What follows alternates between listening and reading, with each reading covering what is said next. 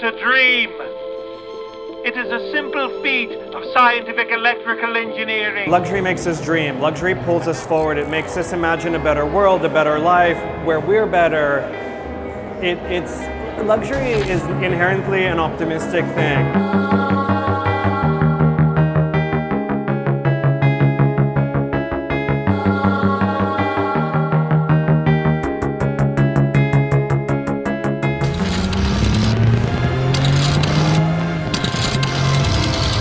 Que nos leva a sonhar com um carro de luxo, uma joia milionária, um guarda-roupa com peças de um criador internacional. Do you think it's worth it? I think so.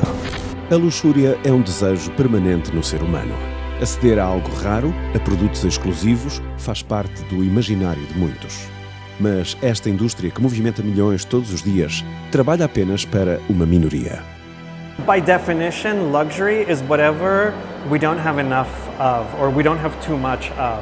Once we have a lot of something, it's not luxury anymore, it becomes normal. So if I stay in 5-star hotels all the time, that's not luxury for me anymore, that's normal.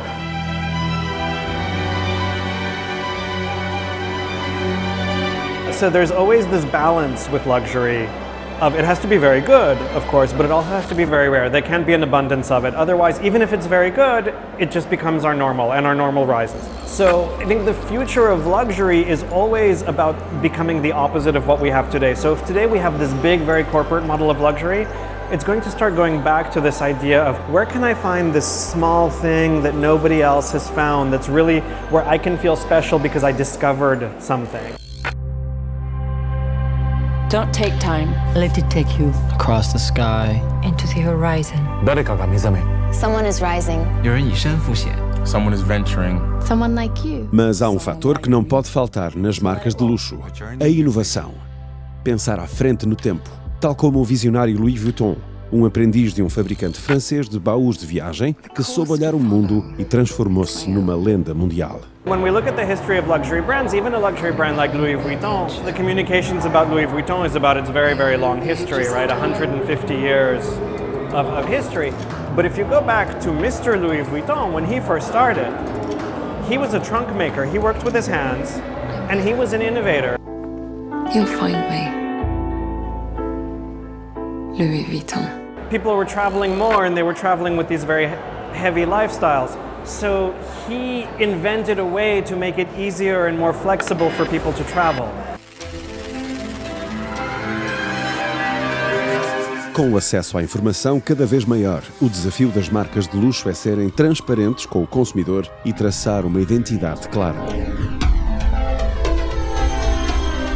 What they're presenting to the outside isn't the only thing we see. We also see what's behind that now, whether that's environmental or political, or whether it has to do with labor relations, or with lots of different things. So brands can no longer pretend to be what they're not, whereas in the past that was possible. You know, you could pull this curtain and say, this is what we are, and then behind, it's messy. Now these things are much more integrated.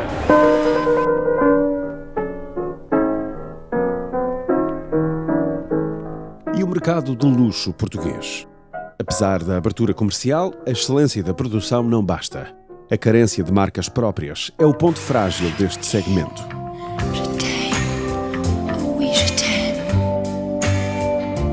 A potential, yes, fantastic. When I came to Portugal 3 years ago and I was talking with somebody about Portuguese luxury brands, he said to me, there's no luxury in Portugal. And I said, that's absolutely wrong. There is luxury in Portugal. What there wasn't in terms of Portuguese luxury was brands. This idea of going beyond being a manufacturer, beyond being a maker, beyond being a craftsman, to being a brand. So presenting a vision that integrates with a lifestyle, that integrates with a personal philosophy, that a consumer can say, I'm this kind of person, so I'm drawn to this type of brand. Words like violence break the silence. Com o online a dominar as tendências de consumo, no segmento de luxo, o digital dá um passo atrás.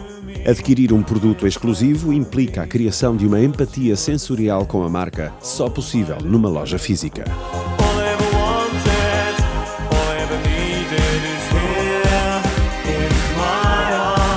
If you're going to spend 2, 3, 5, 10,000 euros on a bag, you want to have a relationship with it. You don't just want to buy it online. You want to touch it. You want to be able to ask questions about it. You want a human interaction. You want customer service. You want a glass of champagne. So all of these things people can do in the store, but there's no longer the pressure to buy right there. No top das marcas de grife mais caras do mundo aparece em primeiro lugar a francesa Christian Dior, seguida da Rolex, a Hermès, Gucci e a Cartier.